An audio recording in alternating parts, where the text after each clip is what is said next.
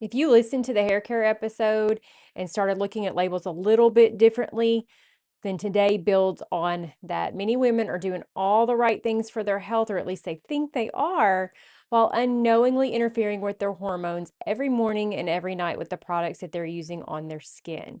In this episode, we are talking about skincare and body products, the lotions, deodorants, and washes that most of us use without a second thought.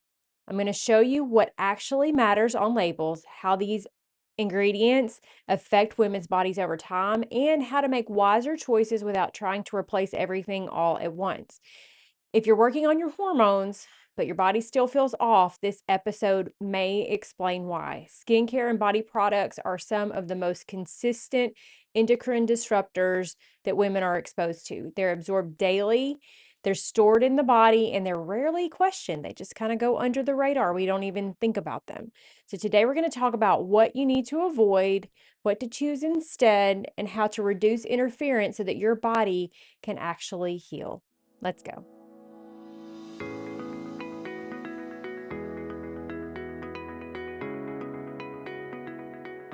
Have you taken a minute to leave me a quick 5-star written review yet over on Apple Podcasts? Or have you gone over to YouTube and subscribed to my channel? I just went over 300 subscribers, and I know that's nothing compared to some of these huge stations or huge channels, but it's quite an honor to have that many of you follow me there. So if you haven't done that yet, if you could do one of those two things or maybe both of them, it helps me so much to reach other moms like you or other women like you who are looking for this kind of content when you do those things. Either leave reviews, leave comments on videos, or follow me on YouTube or subscribe on YouTube.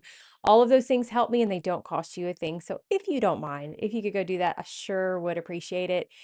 And now let's get on with our content today, because I know that a lot of you learned some things last week about hair care. And so this week, in the next of this series, we're going to talk about skincare and the things that we're putting on our skin that could be making us sick. See, your skin is not really a barrier. I mean, it is on some counts, but it's actually more of a delivery system. There are pores in it, it absorbs things, it's the largest organ in your body. And so, what you put on your skin doesn't stop there. It soaks in and it gets into your body. And so, when you're using products that have things in them that are potentially harmful for you or to you, it's going to get into your systemic circulation. Products often, like skincare products, are often leave-on type products, or they're used daily, so you're getting lots of exposure. They're also often applied after you've taken a hot shower or a warm shower, and so that increases the absorption because your skin is warm and the pores are open more. On top of all that, we tend to apply these products to our armpits, where there's direct access to lymph nodes, to our breast area, which is very full of ducts and fatty tissue that can absorb these chemicals and hang on to them, to our abdomen, to our inner thighs, to our neck, to our face, all over in these places where they can get into internal organs and internal tissues that don't need to have these chemicals in them. Most common offenders are things like lotion, body wash, sunscreen, makeup, skincare, and deodorant. Deodorant being one of the biggest offenders because, again, we're putting that in our armpits, which is right next to precious lymph tissue that can take any toxins that are going in there all over your body. So, how do these skin and body products enter and disrupt the systems in your body? How do they get in, and how do they disrupt your endocrine system? Well, they get in again through transdermal absorption. That means through the skin, absorbing through the skin. They also then can get into lymph tissue in your armpits, in your breasts, which then can, as I just said, take it all over your body because you have lymph nodes all over. It also can get, once it's in your body, these products or these ingredients can be stored in your fat tissue because fat tissue really can hang on to these types of things for a long time. And then that can lead to the chemicals being recirculated through your liver detoxification pathways, clogging them up and causing them not to work properly because they're being overburdened by trying to clear out these things that your body does not recognize and knows needs to go. They can disrupt your estrogen metabolism, your progesterone signaling, thyroid hormone conversion, insulin sensitivity, and immune regulation. Your body is trying to read the signals you're giving it with these products, but these products just add static. They're just clogging things up. And so when you are using products day in, day out that are putting ingredients into your body and chemicals into your body that never were designed to be there, it causes your systems to get bogged down. So it cannot clear everything out because it's a constant low level exposure. And so with time, these things build up and can lead to some of the sickness that you're having without realizing that's where it's coming from. Kind of like the hair care products. They go under the radar because you really don't think about them as being something you're putting in your body. You think of foods and things like that as what you're putting in your body, but these products are also getting in. So let's go through some of the things to look for on labels. And you're going to hear some things that you heard last week because oftentimes it's many of the same products. So there will be some repetition here, but hopefully with that repetition, these things are going to stick in your mind a little bit better. So as you're reading labels in the stores, you're going to be able to make better choices. So the first one, just like the first one was in the hair care section, is fragrances and parfums or perfumes. Okay. These are found in lotions, body washes, moisturizers, face creams, pretty much everywhere because it makes them smell nice, right? But those nice smells are actually chemicals, and underneath that label of fragrance, they can put any chemicals that they want, and they don't have to further delineate them to you. They are not required to tell you what's in that industry term of fragrance. They're used again because the scent of them, it's appealing. People like it. People go to Bath and Body Works to look for things that smell nice. Meanwhile, they are putting a constant onslaught of an attack on their body and they don't realize it because it smells good. So who cares, right? Those smells are what's killing us slowly but surely. They're also used for brand recognition because each brand kind of has its own smell. And so people associate these nice smells with brands. But it's harmful because it contains phthalates. Remember we talked about those last week? The chemicals that are in these fragrances mimic estrogen, meaning they act like estrogen in the body and they can bind to estrogen receptors in the body, causing estrogen itself not to be able to do what it needs to do. They're linked to cycle irregularity, headaches, and fertility issues. So if it smells like something, if you smell something when you use these products, but it doesn't tell you why or where that's coming from, that's a clue that this is a product to be suspicious of. And what I mean by telling you where it comes from, if you don't see something like a specific essential oil mentioned, then you can be suspect that this product has chemicals in there to make it smell a certain way, but those chemicals could be anything under the sun and they don't have to tell you. The next thing to watch for is parabens. Again, methylparaben, ethylparaben, propylparaben, butylparaben. Those are mouthfuls, I know. They're used as preservatives. They give these products longer shelf life. It keeps them from going bad, which doesn't sound like a bad thing, right? Well, it's good for the products not to go bad. But these items, these ingredients also mimic estrogen, as I mentioned before. They accumulate in breast tissue. They're associated with hormone-driven cancers. So while they are preserving the product, they're causing you these problems inside of your body that could lead to cancer. Not worth it. They preserve the product, but they confuse your endocrine system. If you have been curious about Verity Village when you've heard me talking about it here on the podcast and you've been wondering what's that all about, I have got some great news for you today because now you can come try Verity Village for 2 days for just $2. It's like almost no commitment, right? Verity Village, Verity by the way, means truth. Verity Village is a private community for Christian women just like you who want clarity, they want support, they want wisdom without the noise of social media or the pressure to already have it all figured out. Come read the conversations, watch the replays, and just see if this is the kind of place that you've been looking for. Just go to https://www.morriswellnessservices.com/Verity Village. That's VERITY Village, or just go down to the show notes and click the link.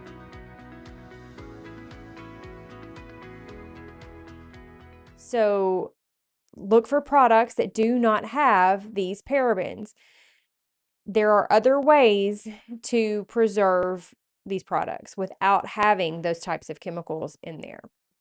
Again, phthalates. Now we'll list it out separately on its own. Again, it's often hidden inside a fragrance. So you may not see the word phthalate on there, and it's a mouthful, but it's PHTHALATES. You may not see that exact word, but that's one of the things that's often hidden under that fragrance title. They are harmful because they lower progesterone, they disrupt ovulation, they can alter fetal hormone development. So we are causing problems if we're in women who are pregnant, can even be causing problems for their babies who aren't even born yet by using these products. It's a really big deal. Or when we're disrupting ovulation, we're impacting our fertility.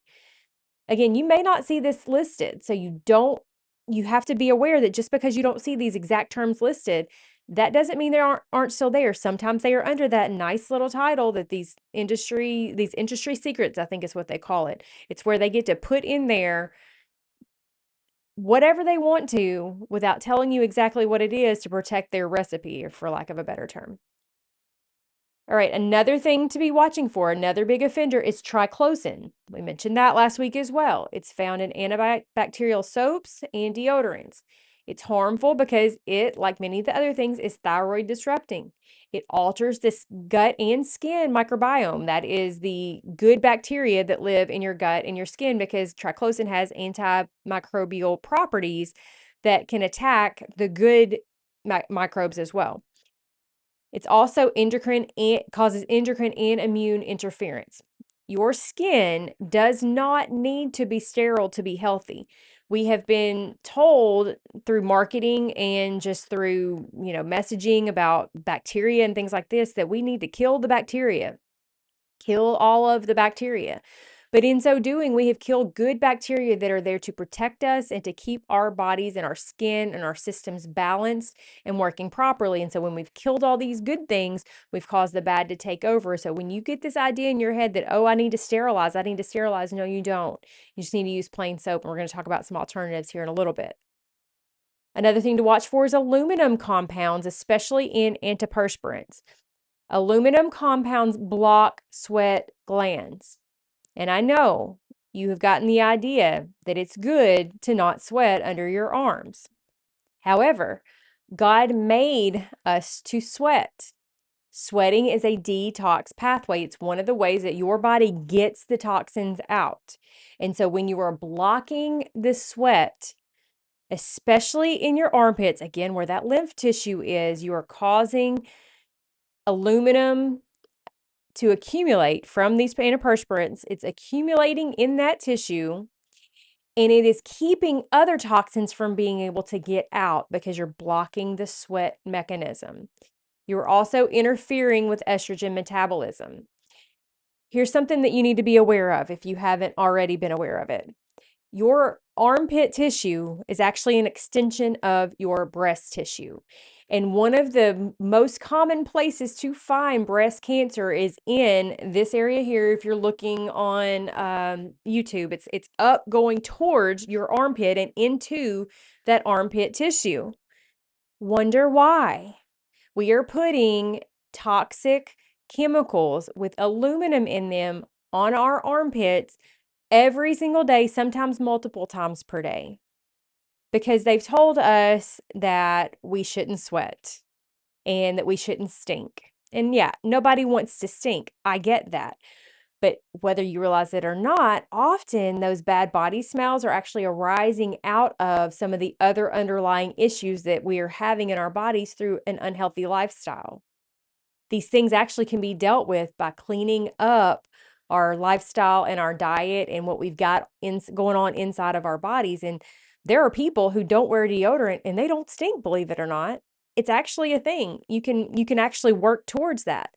You can also use deodorants that don't have these aluminum compounds in them. Will you sweat? Yes. Will you stink? No. But you've got to understand that stopping sweat does not stop toxicity, it just redirects it. And so when we are blocking these functions that God put there for a reason, we have to expect that there's going to be some downstream consequences, and we're not going to like them. Things like potentially breast cancer. Things like having this aluminum in our system, estrogen metabolism issues, so many things that we would not be dealing with if we were not blocking this natural function that God put there for a reason. All right, another one to think about, chemical sunscreens. I hope that by now that you've heard some of the talk out there about the harmfulness of sunscreens. The they are full of chemicals. I mean, if you look at these labels, the print is tiny, the list is long of how many chemicals are in them. Some to take note of, but honestly, I don't even know why I'm going to list these because there's really none of them are any good. But oxybenzone, avobenzone, and octinoxate, excuse me, it's really hard to pronounce that. They are harmful because just like these other things are absorbed into the bloodstream, they have estrogenic activity, meaning they're causing your body to create more estrogen than it needs, and they cause thyroid interference. But there's more. Chemical sunscreens are causing your body to not get the vitamin D that God designed your body to get through your skin. Your skin creates vitamin D when it is exposed to UV light from the sun. This obsession that our world has put into our heads about blocking the sun as if it is bad is probably actually more of a cause of skin cancer than the sun itself. That's a whole episode all by itself. In fact, I need to do one on that, on the impact of our diets, on how much we're burning, and the way that we're living and how that's causing our skin to burn and whether that's predisposing us to cancer. But these sunscreens that we're using are more likely causing the skin cancer epidemic than the sun itself because of the extreme amount of toxic chemicals that we're putting directly on our skin, while at the same time blocking the UV light that we need to be able to make the vitamin D that we need for our immune systems to work properly so that we can fight off any cancer that may come. There are so many layers of this. If you haven't ever heard that before, go do some research on it. It is dark. It's a dark industry, and which is ironic considering we're talking about the sun. But just understand that in general, nearly every sunscreen that is out there is causing more damage than it's preventing. Another thing to be watching for, preservatives that release formaldehyde. I believe this one was also mentioned in the hair care episode. Things like DMDM, hydantoin, and quaternium. I think I stumbled over this in that episode too. Quaternium 15. They're harmful because they release formaldehyde slowly over time through your skin. They cause skin irritation and immune stress and endocrine disruption over time. Yet another one to avoid. Another ingredient to look for is PEGs, polyethylene glycols, and ethoxylated ingredients. Things like polysorbates, you'll see them on the label as PEG, PEG, often with a number right after it, or polysorbates. They are synthetic, petroleum-derived compounds. They make the texture of these products nicer and smoother. They enhance absorption. They can help the ingredients mix better with water, and they can improve how well you're able to spread the product. However, they also increase the penetration of other chemicals by increasing skin permeability, meaning it makes the skin more open to allow more of the product to get in so that it helps the chemicals get deeper into the body. These PEGs or polyethylene glycols can be contaminated with carcinogens. Those are items they are carcinogens are chemicals or things that cause cancer. Things like ethylene oxide and 1,4-dioxane. They are commonly found in lotions, cleansers, shaving cream, sunscreen, makeup, baby products, pretty much everywhere. Some ingredients that we've talked about directly impact hormones. This one doesn't necessarily directly impact the hormones, but it helps the others to do it. So yet another one to avoid. That was a long list. There are others. This is just some to skim the surface. Suffice it to say, just like with the hair care episode, if you can't pronounce it, if you don't know what it is, it's really better to stay away from it. Again, some of the biggest offenders, and this is really going to honestly pretty much cover everything. The high-risk products to look out for: body lotions, anti-aging creams, eye creams, deodorants, antiperspirants, body washes, shaving cream, hand cream, stretch mark cream, acne treatments. Okay. The more you apply it, the more often you use it, the more it matters. But all of these things matter. And who needs to pay extra attention to this? Who does this apply to even more? Women who are suffering from PMS, women who have painful or heavy periods, women who have endometriosis, women who have fibroids, women who have PCOS, women who have thyroid issues, women who have acne that doesn't resolve with regular basic treatments, although some of those are just as toxic as these things, women who are pregnant, women who are postpartum and breastfeeding, teens and young girls. So essentially everyone. And if you are not pregnant, but you are of childbearing age, you need to pay just as much attention as everybody else, because you don't know you're pregnant when you first are pregnant. And you don't want these things in your body. You don't want them in your body anyway to hurt you, but you especially don't want them in there to hurt your baby. So, how do you find safe alternatives? Well, first of all, let's talk about how you're going to prioritize making these changes. The first thing you're going to want to prioritize is things that are leave-on products, things that you're not washing off. The second thing is armpit products, because again, those are some of the biggest offenders and they're going directly to your lymph system.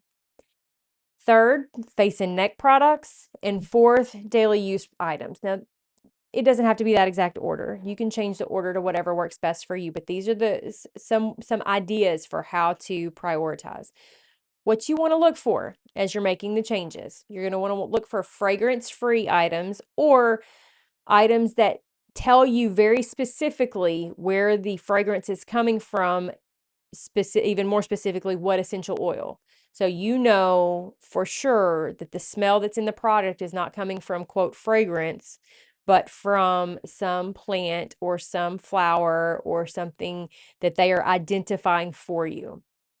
You want to look for a short ingredient list with ingredients that you recognize that don't sound like a chemical science project. You want to see transparent sourcing, meaning they are telling you where they are getting their ingredients from. When you're using sunscreen, if you're using sunscreen, again, I guess I need to make a note to have a sunscreen episode, but if you're using sunscreen, look for one that has as short a list as possible with zinc oxide. That's one of the ingredients, that is one of the safer options. And look for products that are designed for sensitive skin, not necessarily because you have sensitive skin, but because those products tend to have fewer of these offenders in them. You can find these kind of things in places like health food stores. In these days, lots of mom and pop shops, like families, are making these products because they have taken an interest in providing a better product on the market. And so sometimes you can find it from small batch retailers and makers like that. Clean beauty retailers, brands that explain ingredients in plain language in those types of resources. There are lots of things online now that you can find that you can use. And I thought I made a note of it, but I can't find them. Oh, yes, there it is. Places like EWG, the Environmental Working Group. So you can go to ewg.org/skin deep. It's a fairly good resource. You can find the ingredients for lots of products on there, but be aware that there is talk that having the EWG certified seal on the products has actually been bought. So that meaning that a brand can come in and say, we'll pay you, or they'll say, pay us this much money and we'll give you our seal. Don't necessarily go by the seal, go by the ratings. So you go in there and you see, whether they're a 1 or a 2 or a 3 or whatever, and they will give you what ingredients that cause them to give those ratings. It's a fairly good resource. There's also other apps like Think Dirty and Yuka and different things like that you can find out there that will help you some of them you can even scan the barcode on a product and it'll tell you what kind of a quality it is, how dangerous it is, and that kind of thing, okay? After the hair care episode, I got several requests for what I use. So I thought for this episode, I would tell you the products that I like, and I will link them all below. And I'm probably going to make a website page for this so that it'll be easy for you to find as well. So be looking, if you're wanting that type of a thing, look down in the show notes. I'm also going to have a free downloadable list for you that you could like fold up and put in your wallet to have with you at the grocery store. Look for a link for that down in the description as well, where you can go just get the free download and print it out. Okay. So what do I like for lotion? I use the Everyone brand. And by the way, the things that I'm going to list off are by and large not perfect, but they are better than most. And I have gone to some length to try to find things that I believe are as safe as possible given what's available. So while you may go look at one of these and you might be like, oh, but that's got this or that in it. I guarantee you it's got less than most. And sometimes, like especially for lotion, it's really hard to find lotions because of the way that lotion is made. And so it's the best I could do.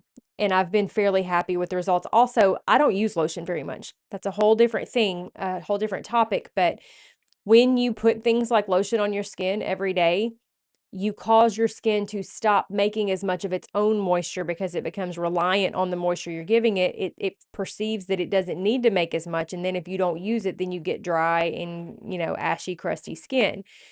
I almost never use lotion. I have it on my countertop.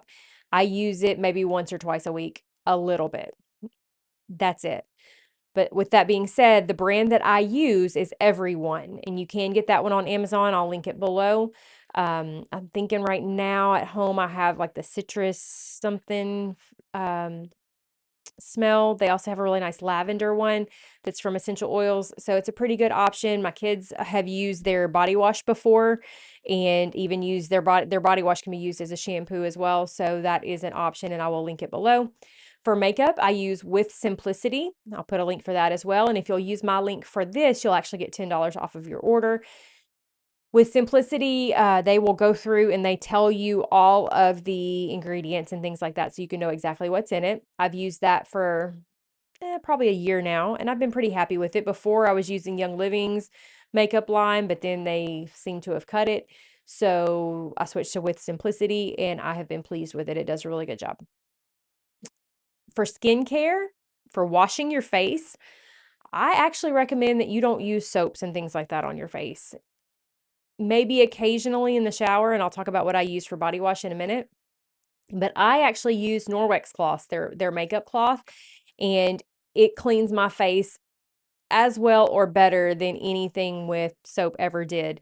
And it doesn't strip the oils. Again, when you are like with the hair care episode, when you are stripping the oils from your skin all the time, it is causing your body to have to overproduce to make up for what it's losing. And that can actually lead to some of the skin problems that you think you're preventing when you're washing your face. So I just use warm water and a Norwex cloth to wash my face.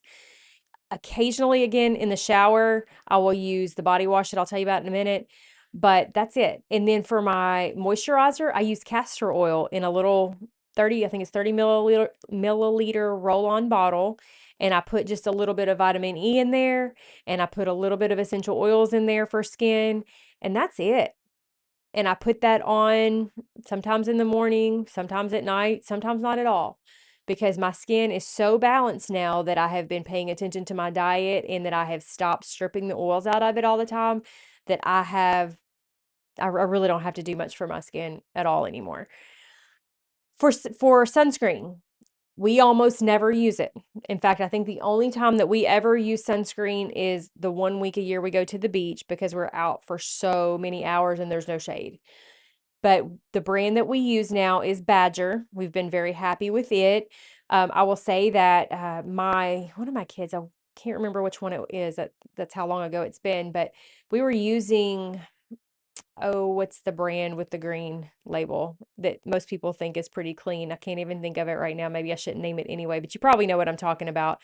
It's a brand that's recognized as being a fairly sensitive skin type of a brand, fairly good brand, and we used it and it caused my daughter I think it was Ruby, my daughter, to break out and have a pretty strong reaction to it. So you got to be careful. Even it had some ingredients hiding in it. But Badger so far we've been happy with it. We only use a very little bit. Like I said, honestly, because of our clean diet, we don't use any of the inflammatory oils and things like that are known to cause things like sunburns to be worse. They're out during the summer, usually couple hours a day at our pool and never any sunscreen and never any burns. It's really cool when you get to the point where your body is functioning the way it's supposed to. God gave us the sun for a reason. We need that vitamin D, and when you block it, it leads to other problems, kind of like with the antiperspirants. When you're blocking a function that God put there for a reason, you're going to have downstream effects. So we almost never use sunscreen, but when we do, we use Badger. I'll link it as well. For deodorant, I actually make my own. For my kids, I do buy them deodorant brands, and I will try to remember. I think all three of them right now are using three different brands, but they're all relatively clean. They just didn't like the deodorant that I make. I make it and I put it in a jar and I put it on with my fingers. They don't like that for some reason. I don't know why it matters, but they don't like the feeling of it on their fingers. And so I got them a type in stick form. I believe Ruby, I believe, is using Tom's brand. I believe Abby's using Hello brand, and Abby just now started to even have like the little girl smell. You know what I mean? They're just now getting into the age that it even matters, but they're self-conscious. And so we've used something. But for me, I make my own. I can't remember the exact recipe and I didn't write it down in my notes. So I'll have to put it down in the show notes. But I know it's coconut oil, and I use organic coconut oil, um, extra virgin, like full complement coconut oil, arrowroot powder, I believe, and maybe baking soda, but I'm very careful about what baking soda I buy. I'll put it down in the show notes. I'm sorry that I don't have it better for you in my head. And then for body wash, I make my own body wash now. I didn't used to do that, but I came across African black soap not too long ago, maybe a couple years ago, and I bought some. And the funniest thing is, it is, if you're watching on YouTube, I mean, it is a huge block of soap. I've had it for a couple of years, and all I do is kind of grate some of it off, put it in water on the warmer on my stove, and let it melt and mix together. And then I pour that into a pump bottle. And then sometimes I'll add some essential oils to it to give it a little smell. Sometimes I won't. But that has lasted me. I mean, I really don't know if I'm ever going to have to buy soap for my whole life. I mean, a little bit of it goes so far. And so that's what I use for my body wash now. It's completely natural. There's no chemicals in it or anything at all. So that's what I use. And again, I'll link those below so you can find those, and I'll try to make a web page where they'll be easy to go click and you can find them and all that good stuff. Okay. Some common pushback. I know a lot of people don't really want to make these changes. Some people will say that their skin reacts when they change products or their clean products. And you got to understand there is a transition time. There's a transition period where your body's got to kind of get used to things sometimes. But as you move further and further away from an inflammatory lifestyle, your body will react less and less because it's not in this constant state of overreaction. In addition, your skin takes time to repair from the damage that's been done by these chemicals. So your old products may have been masking inflammation, and when you quit using them, that inflammation may come up. But with time, as your skin calms down and gets to recalibrate itself to work the way that God made for it to work, it will become less of a problem, shall we say. I wouldn't even say it's a problem. The more you make these changes, the cleaner you get your body, the less any of this is going to be an issue. It also can feel overwhelming. And I'll just remind you that you didn't get here overnight, and you don't have to leave overnight either. Okay. You can do one thing at a time. You can pick one product at a time, or maybe just use things until they run out and then make the switch.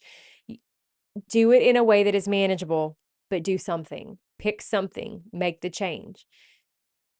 So removing endocrine disruptors, it does reduce the burden on your body, but it doesn't automatically restore all the functions that are being impacted. There is some time and some cleaning and some work that are going to need to happen. And that deeper work needs to be done so that you can find what impacts have been made on your body over time. So you can know what you need to work on to get back to living the way that God designed you to live, in line with His good design, and you can get back to feeling good again.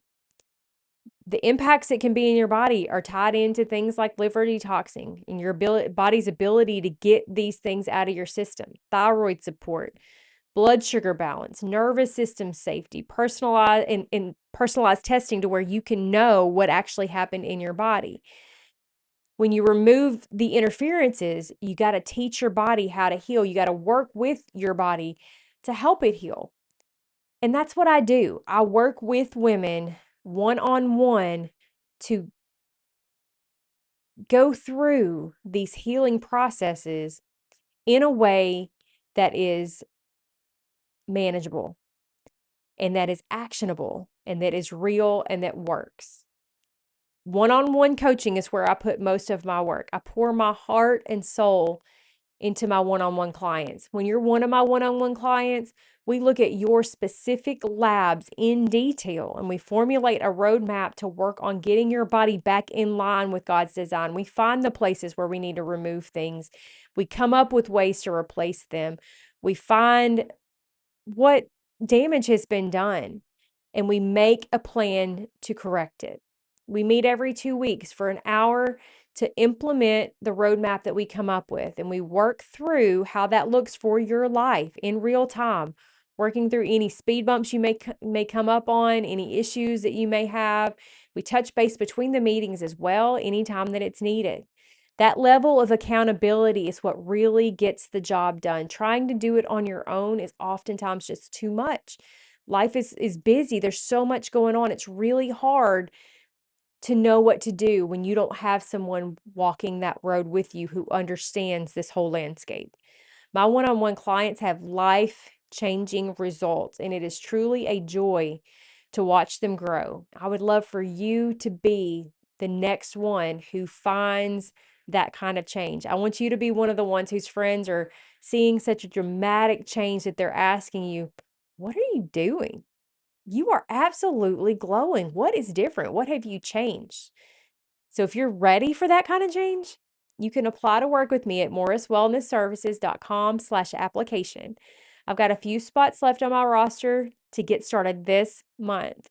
But I don't take that many clients because I want to be able to make sure that I'm giving you the absolute top-notch service.